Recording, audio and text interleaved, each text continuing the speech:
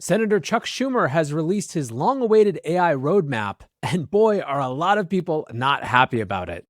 Welcome back to the AI Daily Brief. When the EU passed its AI Act, one of the biggest criticisms of it, particularly from those who were based in Europe or wished to be based in Europe, was that the EU seemed so intent on being the leader in AI regulation that they forgot what it would take to be a leader in AI, period.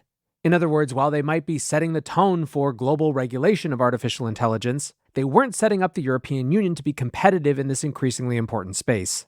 Meanwhile, over in the US, we have over the last year seen a number of different legislative proposals around AI, many amounting mostly to an attempt by those introducing the legislation to put their stamp on the discourse to come. Meanwhile, Senator Chuck Schumer has been coordinating an overarching process, which culminated this week in the release of an AI roadmap that's meant to provide a high-level overview that can turn into lots of individual pieces of legislation. The banner headline of this, and the thing that stands out incredibly when you first read it, is that this is a roadmap that is intent on the US winning AI, not AI regulation.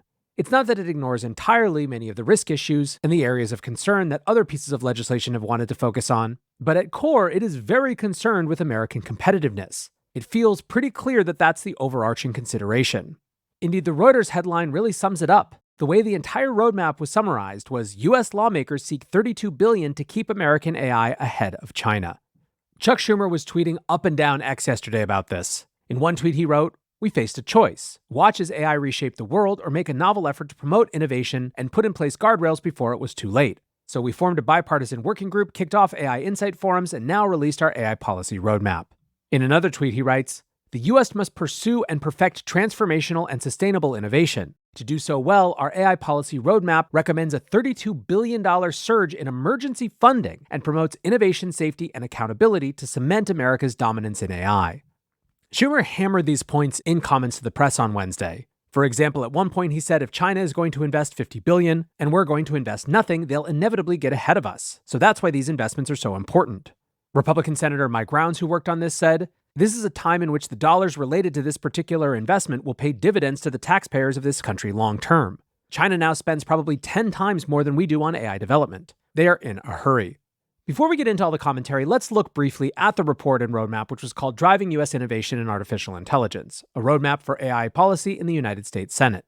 The very first substantive part of this platform is titled Supporting U.S. Innovation in AI. They write, "The AI Working Group encourages the executive branch and the Senate Appropriations Committee to continue assessing how to handle ongoing needs for federal investments in AI during the regular order budget and appropriations process, with the goal of reaching as soon as possible the spending level proposed by the National Security Commission on Artificial Intelligence in their final report, at least $32 billion per year for non-defense AI spending." From there, they get into a bunch of specifics, but that's what they chose to lead with, and that's why press is leading with this as well.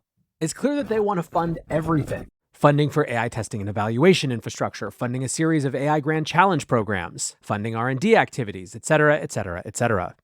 The next section is about AI and the workforce. And once again, this section acknowledges that while AI could be extraordinarily disruptive in the short term, there are ways to make it work for a broad section of society. For example, they write, "The AI Working Group encourages development of legislation related to training, retraining, and upskilling the private sector workforce to successfully participate in an AI-enabled economy. Such legislation might include incentives for businesses to develop strategies that integrate new technologies and reskilled employees into the workplace, and incentives for both blue and white-collar employees to obtain retraining from community colleges and universities."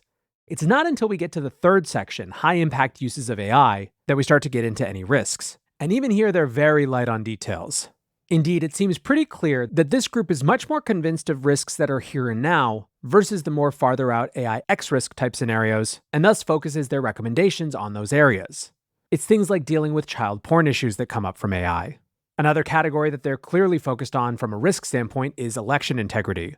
In fact, this was the one risk side thing that Schumer decided to talk about yesterday, writing, "As we launch our AI policy roadmap, I'm proud to support the Senate rules legislation to protect our elections. The 2024 elections will be the first ever held in the age of AI. We know AI has the potential to discredit our system of elections, and we must act now." In other comments, he said, "If deepfakes are everywhere and no one believes the results of the elections, woe is our democracy. This is so damn serious." There is also a large discussion in the roadmap of the AI implications for national security, but I want to move into the reactions and the response.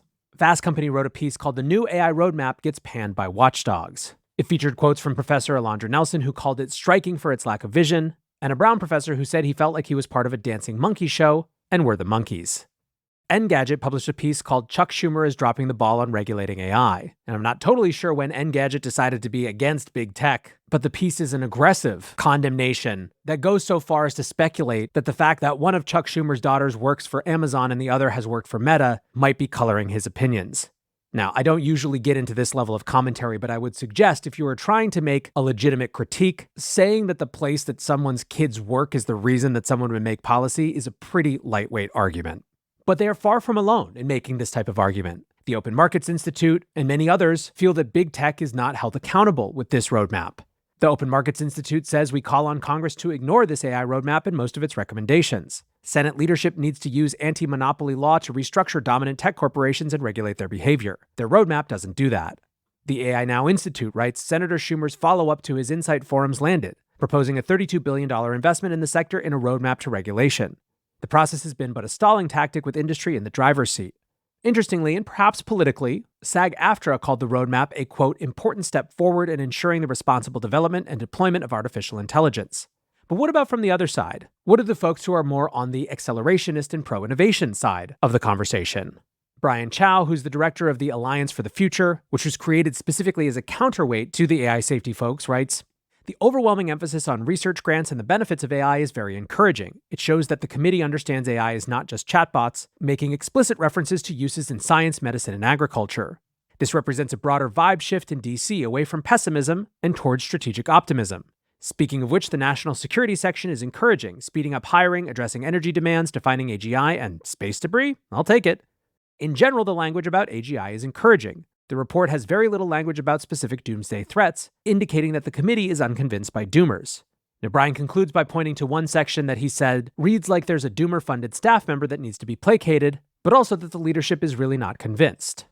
Adam Tierrer, an innovation policy analyst at RSI, writes, the positives, overall the document is big on aspirational statements but short on finer details. That's fine, actually. The key here is that there is no call for a broad-based new AI regulatory agency or general-purpose licensing schemes, and no existential risk lunacy in here. It's actually got a nicely balanced section on AI risks and an insistence that committees ensure these requirements align with any potential risk regime and do not inhibit innovation. And no strike against open-source AI, which is crucial. So what to make of all this? It is important to remember that this is basically a framework of a framework. It's meant to provide high-level guidance, but the real policy will be made in specific committees that have different jurisdictions. That means that if you are someone who finds something frustrating about it, there is still plenty of room to get your opinion in and shape what actually comes out. It certainly makes clear that at least for this bipartisan group of senators, the threat of Chinese leadership in the AI space is a much bigger threat than the risk of runaway AI. One thing that isn't really here is the balance between closed source and open source, and I continue to think those conversations are certainly legitimate areas for people to push. Overall, it definitely shows that pro-innovation competitiveness is headlining the agenda when it comes to US AI policy right now, and that's the place we're going to be starting from. Now, there will be much more to dig into on this, so keep an eye out for that, but for now, that is going to do it for today's AI Daily Brief. Until next time, peace.